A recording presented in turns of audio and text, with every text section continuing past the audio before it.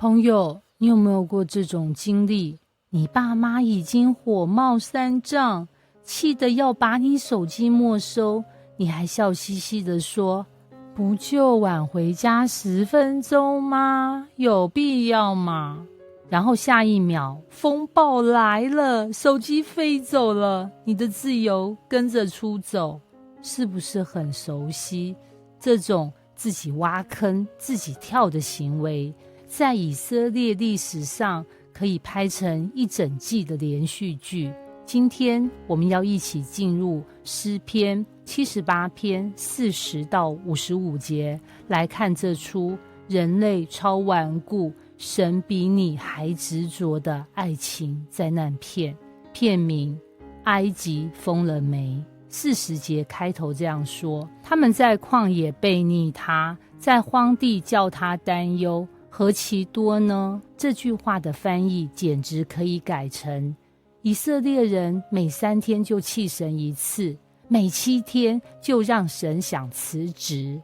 我都怀疑神是不是曾经打开投履历网站搜寻哪里有不叛逆的民族。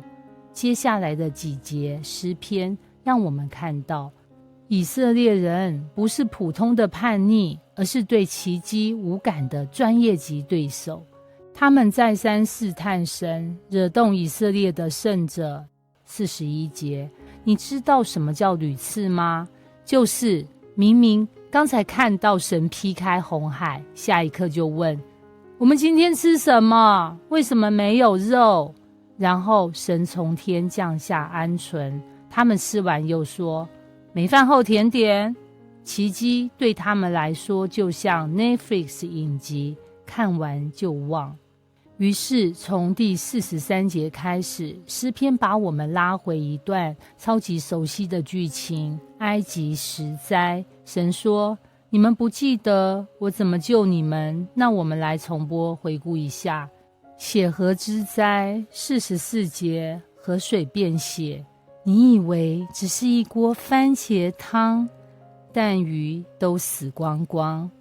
苍蝇、青蛙、狮子3重奏45节，埃及人洗澡都变成打怪模式。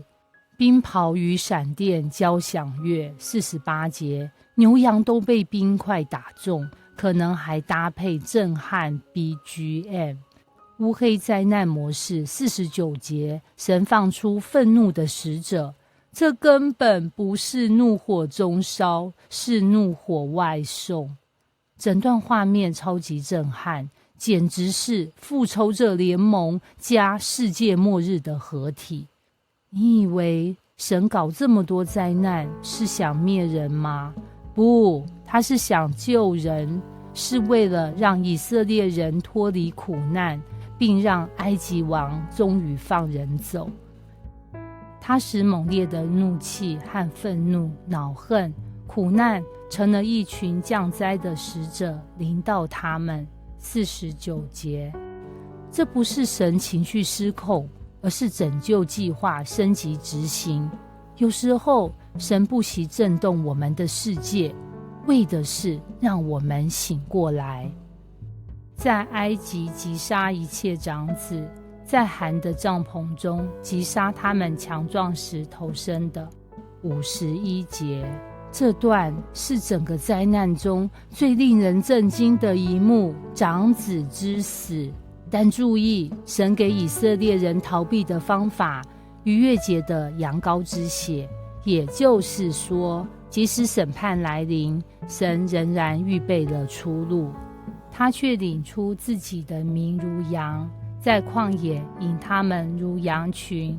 52节，他领他们稳稳妥妥的，使他们不致害怕。53节，来了来了，这才是神的真心话。他不是要你怕，而是要你稳；不是让你惊慌，而是让你知道，只要你跟着我走，我保你不怕。哪怕前面有红海，后面有追兵，神说，我来带队，你只管走。整段看下来，有一个惊人的反差。神动用了天地异象、自然法则、瘟疫天灾，不是为了报复，而是为了拯救；不是为了让你怕，而是为了让你走。你有没有想过，我们常说神大能，但他真正的伟大，其实是为了爱，甘愿受气千百次，还不放弃你。神的怒气不是情绪爆炸，而是他不愿你继续走向灭亡的呐喊。